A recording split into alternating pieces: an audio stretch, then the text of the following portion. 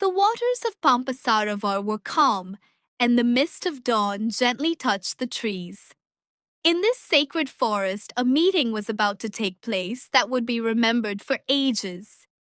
Two weary princes, wandering from forest to forest in search of Mother Sita, were slowly making their way toward this place. Their hearts were filled with deep sorrow. And on that very mountain sat a Vanara whose heart did not yet know that the Lord of his life was drawing near. The question is this: did Hanuman recognize Sri Ram at the very first sight, or did that recognition awaken slowly? Let us travel through the words of Valmiki and Tulsidas to that immortal moment when the devotee and the Lord met for the very first time. Sri Ram had a beautiful dusky complexion, and his eyes carried the pain of separation from Sita. His long matted hair was tied up. He wore simple bark garments, and an ancient bow rested upon his shoulder. Lakshman walked close beside him, fair-complexioned, watchful, and prepared at every moment to protect his elder brother. The beauty of Pampa made Ram's heart even heavier.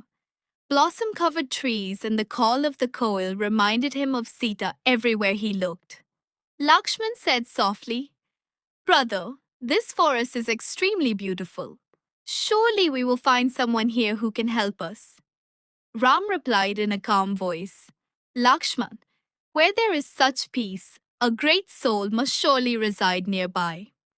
The two brothers moved toward Rishamukha mountain, and their presence caused sudden alarm among the Vanaras sitting above. At the summit of Rishamukha, Sugriva was hiding with his companions, living in fear of his brother Vali. The moment he saw two powerful bow-bearing men approaching, his heart began to tremble. Sugriva thought, could these be warriors sent by Vali to kill me? His mouth went dry with fear. The Vanaras began moving anxiously in every direction, searching for a safer place. Who are they?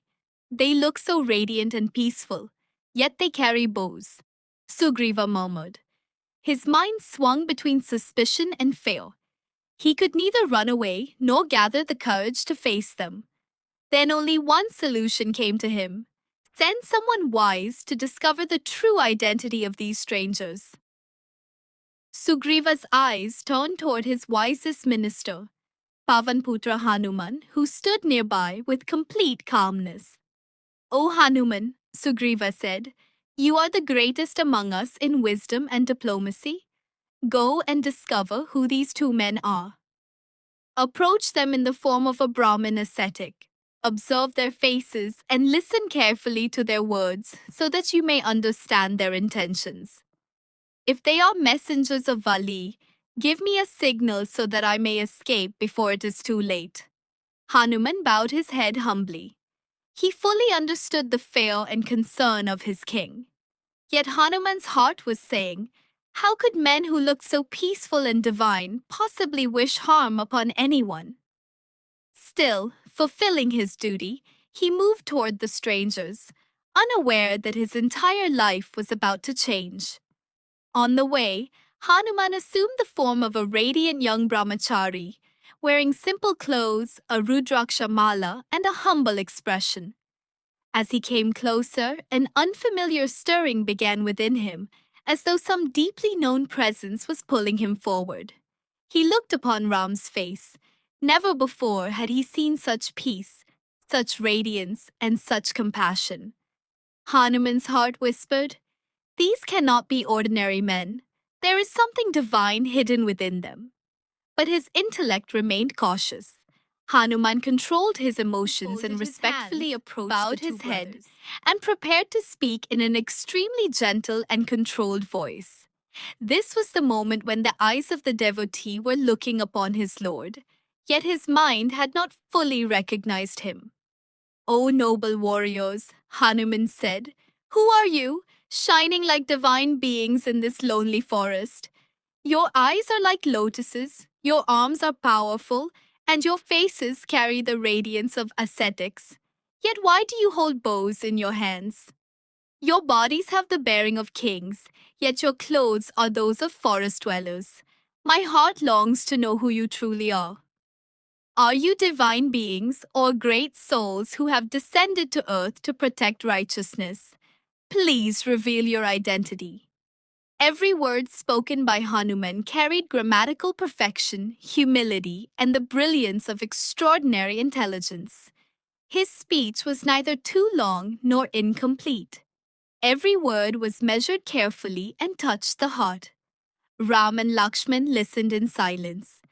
It had been a long time since they had heard speech so flawless and so sweet. Standing before them in the form of a Brahmachari, the Vanara did not know that his words were already winning the heart of the Lord himself.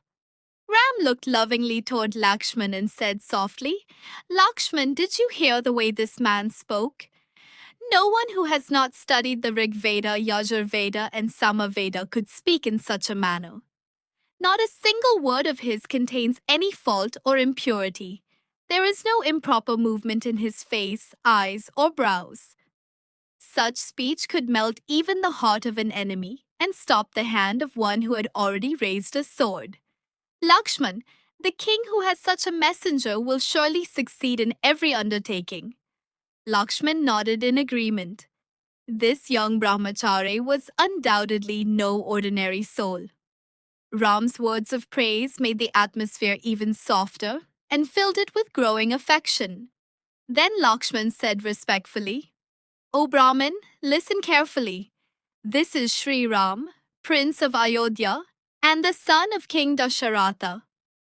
To honor his father's word, he gave up the kingdom and willingly accepted exile in the forest. I am his younger brother Lakshman, and I remain beside him in the spirit of a devoted servant. In the forest, a demon abducted Mother Sita. We have traveled this far while searching for her.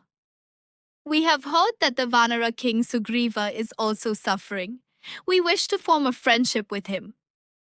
The moment the words Sri Ram and son of Dasharatha reached Hanuman's ears, something deep within him seemed to break open. This was the very name for which his soul had been waiting through the ages. Hanuman's entire body began to tremble. The recognition was now complete. He is my Lord, the one for whom I have come into this world. Overwhelmed by devotion, Hanuman's Brahmachari disguise fell away, and he appeared in his true Vanara form. He rushed forward and fell at Sri Ram's feet. Tears streamed from his eyes, his throat tightened, and no words would come. "My lord, I failed to recognize you.